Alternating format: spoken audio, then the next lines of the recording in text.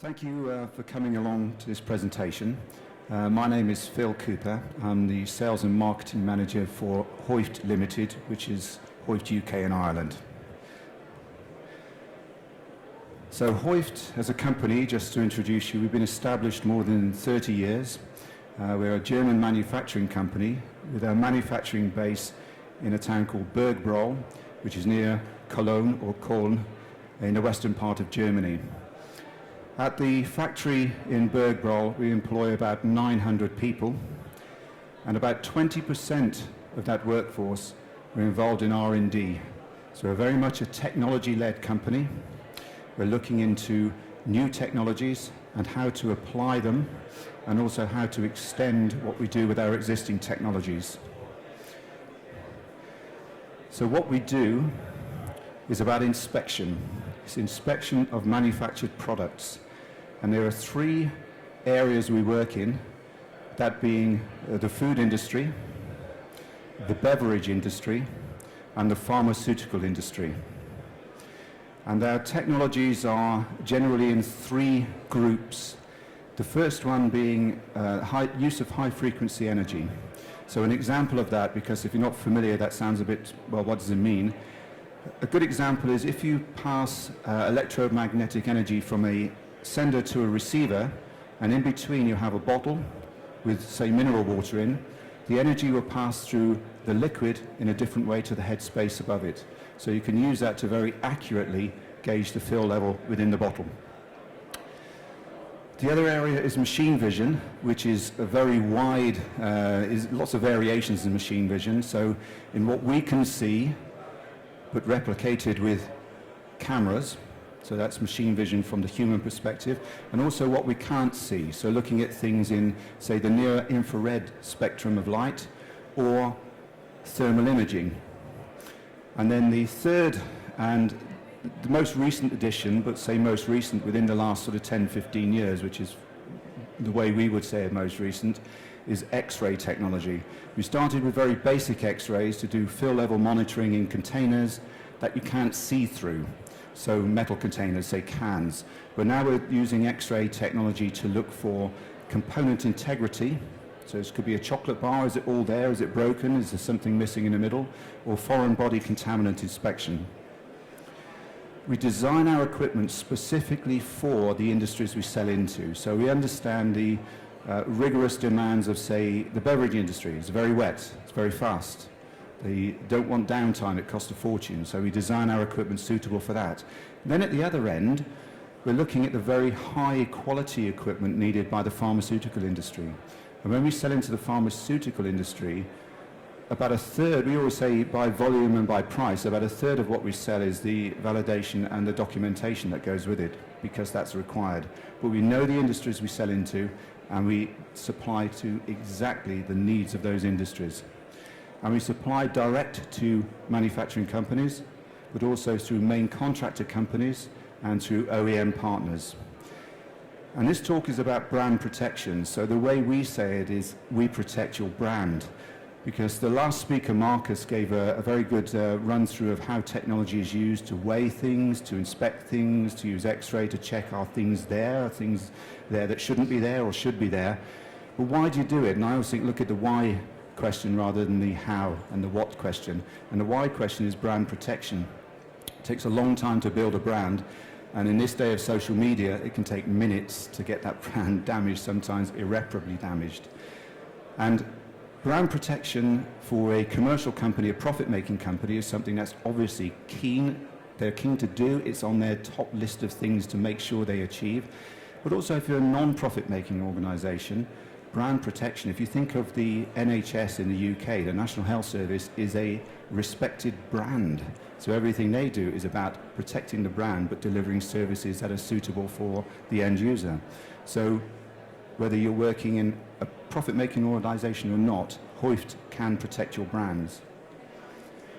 So if you think about, as I mentioned before, how much time and money it takes to build a trusted, respected brand, and how quickly that can be damaged. So we work with some of the biggest companies in manufacturing industry in the world, in the food and beverage and pharmaceutical industries. So we have a good, proven track record of protecting brands through use of technology. And some of the typical examples would be looking for underfilled containers. Underfilled containers have, the effects of that could be that people begin to think they don't want to buy your brand because they've had an underfilled container. Also, if you're selling an alcoholic beverage, it has implications on the tax regime. Also, overfill in alcoholic beverage, because you could be losing revenue money that you have to pay out but you can't get back. Contaminated product is the one that we focused on mostly in the food industry, because product contamination can cause huge problems. And I'm coming on to an example on the slide that's coming up next, but also an example that I was very closely involved in last year that I'll share with you. And wrongly labeled or unlabeled containers, again, could have legal implications, but quality image implications as well. And damaged containers. Damaged containers are very often, they don't make it to the, say, the consumer's cupboard because they get left on the shelf. But the major supermarkets will return those or ask for a credit back for damaged containers if they can't be sold. So there's money involved as well as brand image. And I would say, don't see investment in inspection equipment as a must-do. There is some thinking in the industry, and I come across it all the time, and I try to encourage people to think beyond this. We'll do just enough. If we have to do a weight check because that's required by law, we'll do it. But then I say think beyond that. Think then what that's going to give you if it's accurate. Same with regulations on making sure that you don't have contaminated products. Go beyond what is just required by law. The pharmaceutical industry, as an example, if they become aware of inspection equipment or inspection protocols that are better than what they're using, they have a legal obligation to have a plan to implement those as soon as possible. That's not the case with the food industry, but I think the food industry should start thinking the same way as the pharmaceutical industry. This incident here was very widely publicized and went right across the TV channels as well as social media. And the confectionery products were one of the globally best known brands that you can think about. So I won't name a name, but it's out there in public domain anyway. Now they had a foreign body contaminant problem with one of their products, and it was a small piece of metal that got into one of their products. And they knew the production window when it happened, so it couldn't have occurred before that date and it couldn't have occurred after that date. But rather than just take those products off the shelf as a recall, they recalled all their branded products and then restocked the shelves. It cost them a fortune, but they were protecting their brand. Now, two questions. Could you afford to do this? That's hugely expensive. But then, could you afford not to do it? Because that could damage your brand and you may not recover from it. So think about what you can do to prevent this happening in the first place. Another example that I haven't put on the slide, it's not in the public domain, but I can share enough with you without giving away who it is. A major manufacturer of ice cream products had an oil seal break up on one of their machines, and again they knew that it was between that time and that time on that particular production day. Now, they then thought, well, let's go a little bit outside of that just to make sure that nothing is left, nothing happened before, nothing residuals left contaminating. They took over £300,000 sterling worth of stock out of the supply chain and quarantined it. This was a huge amount of money. They had no way of checking this because they couldn't send it off-site to be checked because of frozen products. So the cost started to whittle away the profit margin on the product. So they're faced with a choice. Do they throw it away? And that's the packaging they're wasting as well as the product. Or do they check, and then when they know they've applied due diligence, they can do as much as they possibly can, then release it to the market. They decided to check and release to the market.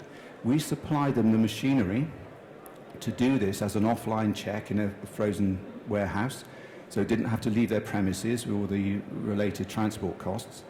on the basis of, if we get you out of this hall, then please consider using our equipment on your other lines in the future, which they've started to do, and the program started to roll out.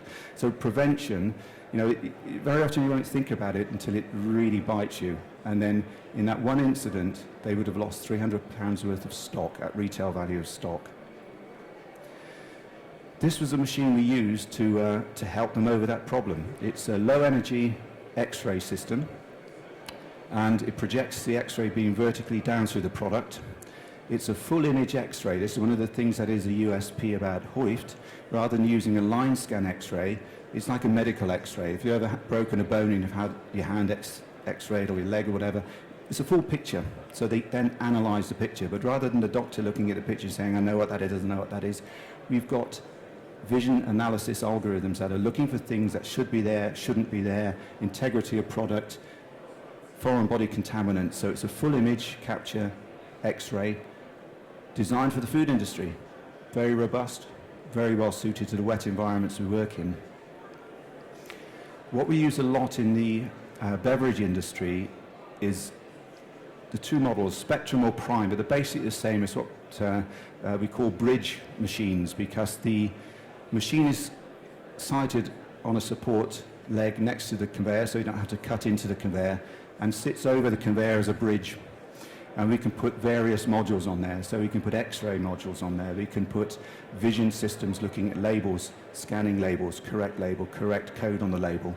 We can look at underfill, overfill checks. We can look at closure integrity. Is it screwed down correctly? Is it on what we call COX? Has it become cross-threaded? Is the security ring around the bottom open? It's what we call a smiley, because it looks like a smiley badge when it's open. But that could be open just a millimeter, 2 millimeters. We check for that, and we don't let it go out. It's rejected off the line. And you might say, well, you know, you could do batch sampling. Well, you could do batch sampling to check for all of those things, but modern filling lines can be running between 1,500 and 2,000 bottles or cans per minute, not per hour. So if you batch sample every 10 minutes, that's a terrific amount of product. You know, you could have a problem and then think, what do we do with this now? That could be a pallet load of product. So online checks are the way to go, and just using the technologies. And we always look at where we might be in the future. We're always happy to take on a challenge by a customer. One project that we're still working on, we don't have the answer quite yet, is looking at industrial bakeware, the tins that loaves of bread are made in. And they have a fluorocarbon coating on it, Teflon coating, but it's in multi-layer. Now, when this starts to wear through, the bread can stick in the pan. And in a modern automated bakery, there's nobody there tipping the bread out of the pans. It's happening by machine. So if bread gets stuck in the pan, then you've presumably you would have some sort of system that says there's still something in there. You take that strap or group of tins off the line, but then it's got to be cleaned, etc., etc., etc.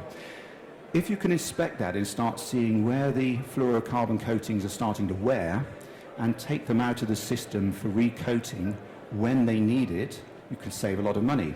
Now, the way the big automated bakeries do this now, and I'm talking about the big, you know, high volume production bakeries, they say, we estimate that we will have so many releases, which means so many times a loaf of bread can be tipped out of a tin, and then we will take the whole batch of tins off the line to be recoated. And it can be somewhere around 6,000 releases. But what they're doing, they're taking the best guess on data they build up over a period of time. So sometimes they coat tins which don't need recoating, and sometimes they're too late and the tins should have been recoated and they give them a problem. When we've got that system perfected, we think we're going to have a huge number of customers wanting to buy this. We don't mind putting in the work up front to develop that technology and then take it to the market. So we have a whole range of products. A website is easy to navigate around. It won't tell you everything, but will give you a good idea of what we do as a company, so I'd encourage you to have a look at it.